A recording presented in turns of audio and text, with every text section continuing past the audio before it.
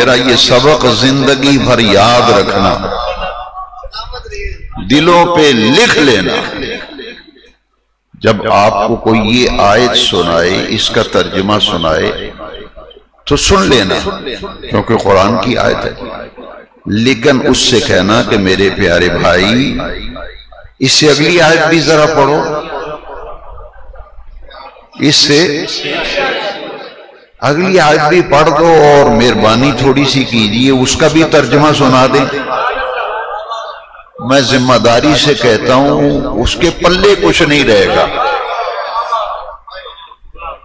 اس سے اگلی آیت پڑھے گا تو اس کے عقیدے کے پلے کچھ نہیں رہے گا، کنفیوز ہو جائے گا، چہرے کا رنگ بدل جائے گا، گھبرا جائے گا کہ اس نے مجھے کہاں سے پکڑا ہے۔ ہر کوئی یہی پڑھ رہا ہے، ایاک نعبد و ایاک نستعین، اور ہمارا یہ ایمان ہے، ہمارا یہ، میرے امام نے جو ترجمہ کیا ہے نا، کوئی آج تک بائی کا لال ایسا ترجمہ کر ہی نہیں سکا۔ امام نے کنز الایمان فی ترجمۃ القرآن میں ترجمہ کیا ہے، تجھی کو پوجیں،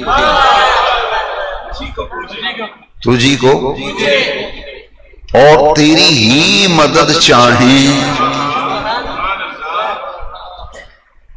اس سے وہ الزام غلط ہو گیا، وہ بہتان، وہ تہمت، وہ الزام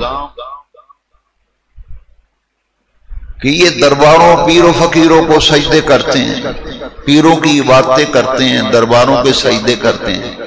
میرے امام نے ترجمہ ہی ایسا کیا ہے کہ ان کے عقیدے کو جڑ سے اکھاڑ کے پھینک دیا ہے۔ امام نے ترجمہ کیا، تجھی کو پوجیں، ایاک نعبد، اس کے سوا ہم کسی کو پوجتے، کسی کی عبادت کرتے، اس کو سجدہ کرنے کے علاوہ کسی کو سجدہ کرتے، اور نہ ہی کسی کو سجدے کے لائق سمجھتے ہیں۔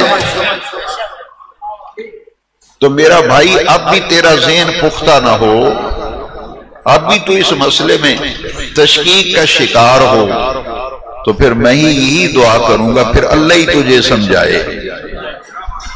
جس بندے کا یہ عقیدہ ہو کہ تجھی کو پوجیں، تو پوجا تو کسی کی ہے ہی نہیں، ہم کرتے ہی نہیں، نہ عبادت کے لائق نہ پوجا کے لائق کسی کو سمجھتے ہی نہیں۔ اور پھر پڑھتے ہیں ایاک نستعین، یہ باب استفعال ہے،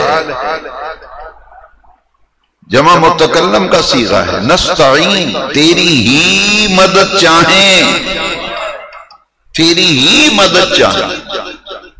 ایک بندہ کسی غریب کی مدد کرے، کسی مسجد کی مدد کرے، مسجد میں اے سی لگوائے، قالین بچھائے، تو ہم کیا سمجھتے ہیں یہ اللہ ہی کی توفیق سے اس نے کیا ہے۔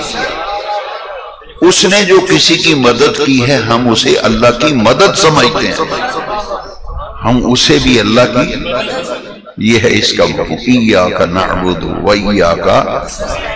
سمجھ آ گئی ہے؟ کیا اور سمجھاؤں؟